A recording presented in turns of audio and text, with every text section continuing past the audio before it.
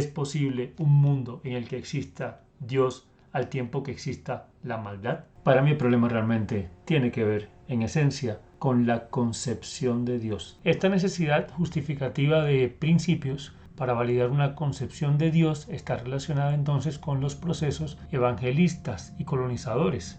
Esto posteriormente y en todo el transcurso de la historia de la colonización hasta entrado siglo XV, siglo XVI, siglo XVII, en fin, todo el tiempo que hubo colonización y que todavía la sigue habiendo de un territorio, sobre todo regido por una concepción de iglesia, a otros territorios que participan de otras creencias, de otras concepciones de energías. Y en este sentido, pues el cristianismo, el catolicismo han tenido una participación importante para formular lo que serían estos actos de convencimiento para imponer principios morales y éticos de una cultura específica sobre otras. Quiere decir entonces que se convierte un paradigma divino en una manera de imponer principios morales y éticos de una cultura específica sobre otras culturas. Y fue la cultura occidental la que sobre esta necesidad teorizó a Dios, porque hay más teoría de Dios en el pensamiento occidental, porque el pensamiento occidental requería esta teoría para llevar a cabo los procesos de control, dominación, evangelización. De hecho, podemos acudir a Hannah Arendt cuando habla de el uso político de la figura del infierno. Esta concepción de infierno varía y cambia según un uso político que se le da, porque de todas formas es una manera de, digámoslo así, llevar o controlar a determinadas actitudes y formas de comportamiento. Debe haber un castigo para establecer una forma de comportamiento y unos principios morales y éticos. De hecho, son diversos los territorios que participan de creencias, por supuesto, en energías creadoras. Tienen sus mitos, sus concepciones de energías, entiéndase, divinas o, en fin, creadoras y demás. Pero no se teoriza sobre ellas. Hablamos de territorios como tribus, por ejemplo, africanas, americanas y demás. No se teoriza sobre ellas, sencillamente se habitan y se viven. ¿Y por qué no se teoriza al modo occidental? Porque no se universaliza, sencillamente pertenece a una comunidad específica y es el bien de esta comunidad. Hace parte de su origen, de su mito, de su forma de relación, de su memoria, de su crecimiento, de lo que se ha transmitido en el linaje desde los mayores y demás, y sirve para la comunidad en específico, para su delimitación. No se busca absolutizar ni se busca universalizar, sirve para la comunidad y por tanto no se teoriza como hace Occidente o no lo justifica de la manera en que hace Occidente. En el caso de estas culturas entonces no se atan las definiciones de bien o mal a la existencia de una energía, no es una relación unidimensional entre la energía creadora y las definiciones de bien o mal. Y además estas definiciones o esas caracterizaciones que por supuesto existen, pero existen en virtud de una comunidad y no de esa manera absoluta como se pensó y se formuló desde el territorio occidental. Pero vamos a otro problema. El hecho de que una concepción de Dios se establezca para preservar, imponer, cuidar, etc., lo que serían unos principios morales y éticos, no significa que estos principios garanticen el bien por encima de todo. El bien entendido como el bien generalizado, el bien para todas las personas. Como ya vimos, Tomás de Aquino planteaba que Dios, en su supercapacidad y en su concepción de tiempo amplio y eterno, podía permitir algunos males necesarios para garantizar un bien supremo. Y, de hecho, en nombre de este Dios o de esta concepción de Dios, se ha matado por el bien de un cierto principio moral. O sea, si bien esta concepción de Dios busca garantizar un principio moral y ético, no garantiza el bien, porque puede destruir, aplastar, eliminar otras formas de pensamiento para defender, por sobre todo, este principio moral específico y propio. Recordemos que el mismo Platón y el mismo pensamiento filosófico clásico defendía el hecho de una sociedad piramidal donde encima en el gobierno estaban los filósofos y debajo y por último estaban, por ejemplo, los artesanos.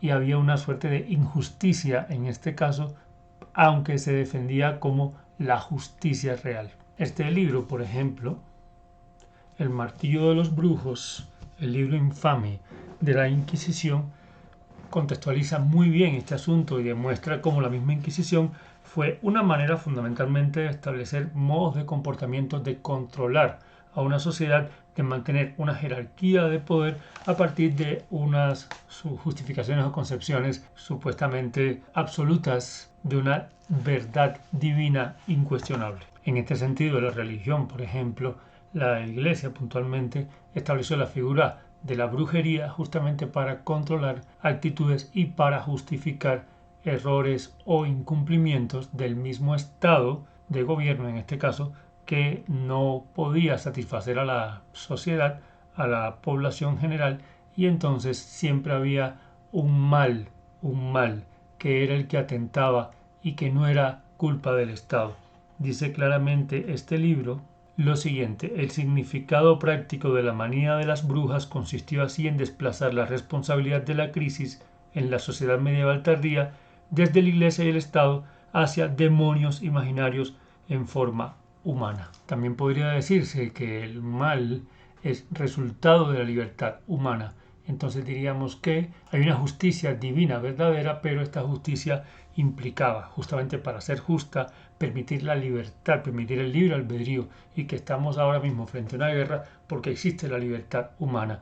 Pero esto también es contradictorio. Claro, la libertad es un bien. Si Dios es un bien supremo, no podría suprimir la libertad. Pero si la libertad humana puede contener al mal, pues la pregunta es: ¿quién creó a la humanidad? Pues se supone que la crea este Dios supremo. Entonces, si la humanidad contiene un mal y en su libertad este mal sale, si lo contiene, es porque está en su propia creación. O sea, si Dios crea la humanidad, la crea con todo lo que la contiene, y por tanto entonces Dios crearía también el mal. Uno se preguntaría: ¿las libertades creadas por un ser supremo implican el componente del mal?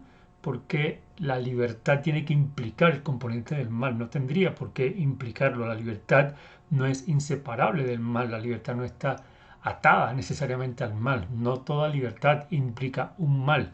Entonces, en este sentido, es extraño también que digamos que hay mal en la humanidad porque hay libertad humana, y esto no es responsabilidad de un creador divino, cuando el creador divino creó a la humanidad con todos sus componentes, pero además pudo crear una libertad que no entrañara el mal. Pero además, si hay mal en la libertad, ¿por qué se permite el libre albedrío? ¿Por qué se permite entonces este mal? Pero se permite, pero se castiga o se contempla. Entonces aquí hay una cosa semejante a la película El abogado del diablo, donde el personaje plantea claramente que Dios queda en una posición donde da la posibilidad de la tentación, dice: toma, pero no tragues; saborea, pero no lo tragues; aprécialo, pero no lo tomes completamente; pero ofrece la tentación, ofrece esa posibilidad. Pero la pregunta es: ¿esto se ofrece para el castigo o para una simple contemplación? Aquí podríamos deducir, como mismo deducimos en el caso de Dios, que el problema no es la energía en sí, sino el problema es la concepción de Dios. El problema es que una energía creadora, como pasa en muchas culturas africanas, específicamente por ejemplo yorubás, donde la energía creadora, la energía que subyace en todo, o los dumares se le llama, no tiene por qué ser una energía o mala o buena, sencillamente lo provoca todo, provoca toda la existencia. Y entonces lo que tenemos realmente como problema no es el cuestionamiento de esta energía, sino una concepción de Dios que no nos acaba de calzar, porque evidentemente se establece como necesidad y se esfuerza para defender lo que es, insisto, un principio moral y ético en específico, un poder en específico, una cultura, un pensamiento en específico, en este caso occidental clásico. Lo mismo pasa con el tema del mal y el bien.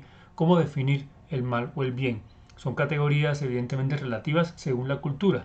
Desde una cultura que será la cultura dominante, hay actos malos aunque no sean dañinos, y esto pasa claramente en el caso de la cultura que domina sobre otra. Entonces, en nombre del bien, la cultura dominante empieza a desplazar, a ocupar, incluso a negar y destruir otras culturas. Entonces no es dañino para ella, pero pueden ser actos negativos. Ahora bien, si en esta concepción de una cultura dominante, por ejemplo la cultura religiosa dominante o la cultura occidental dominante o la concepción de la iglesia, asumir algo diferente a esta concepción de Dios, pensar en otra forma de energía creadora, es ser malo, Entonces aquí hay una relación también que desde un lugar de enunciación se define qué es malo y qué es bueno. ¿Cómo queda aquí el pecado? Evidentemente hay una definición de lo malo según el pecado. Definitivamente este bien absoluto que se instauró desde la filosofía clásica, desde el occidente clásico, que además occidente con influencias orientales en aquel caso, y que se planteó como aquello que debía ser la única verdad posible en términos de toda la humanidad, lo que se fundó desde la concepción de bien, desde la era presocrática, socrática, platónica y demás, era una concepción que partía desde una mirada específica, desde un lugar en particular, al punto de que define como cosas buenas y malas unas categorías que no aplican para otros territorios.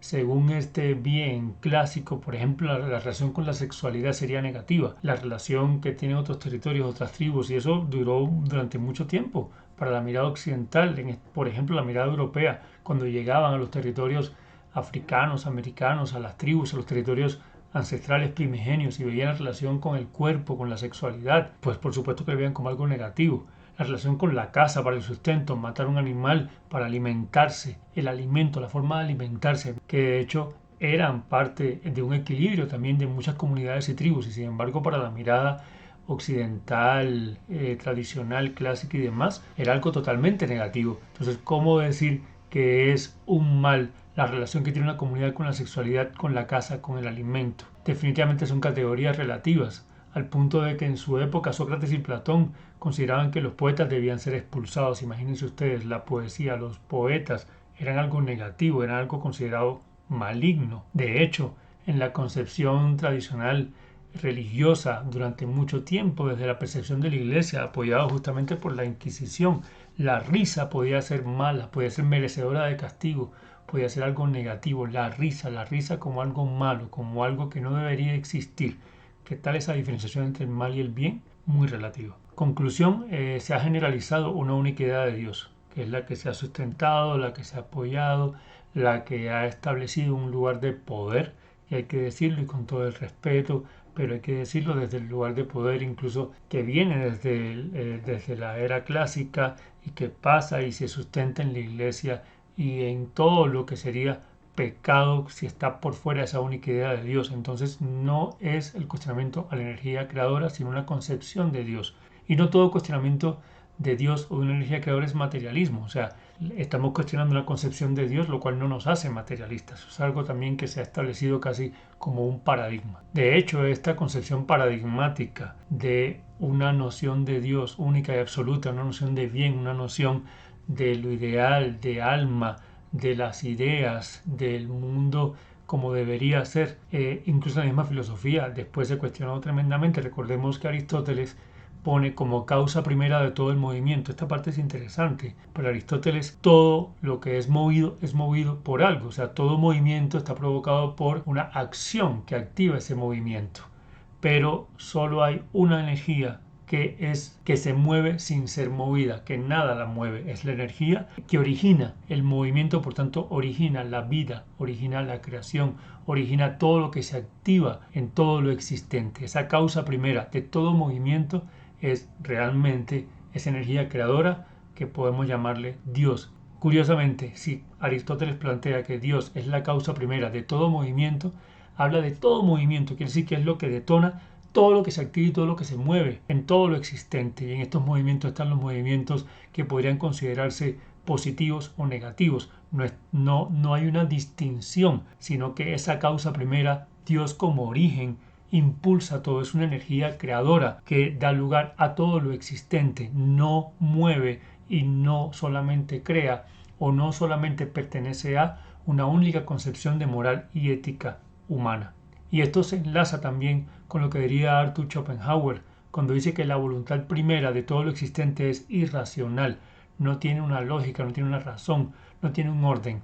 Arthur Schopenhauer lo llevaría a un extremo tal donde diría que es tan caótico esto que al final la vida no tendría sentido y sería solamente sufrimiento y angustia. No vamos a tanto, pero sí es interesante pensar en que esa voluntad que crea todo lo existente es irracional. y es causa primera de todo lo que exista, todo lo que se mueva, nuestras pasiones, nuestros temores, nuestras angustias, nuestros sufrimientos, nuestros obstáculos.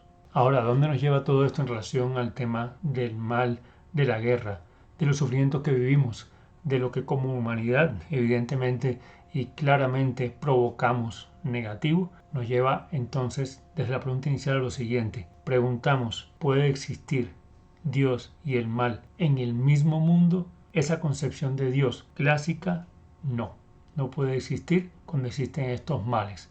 Esa concepción no se sostiene. Esa concepción tampoco ha garantizado un bien generalizado. Hay una energía creadora que nos mueve, que nos hace responsables, que en nuestra humanidad nos pone todo en entrecruce. En la misma naturaleza, los animales se devoran entre sí. ¿Cuál es el problema que tenemos y que se desconoce y que no se habla en esta concepción absoluta, en esta concepción paradigmática?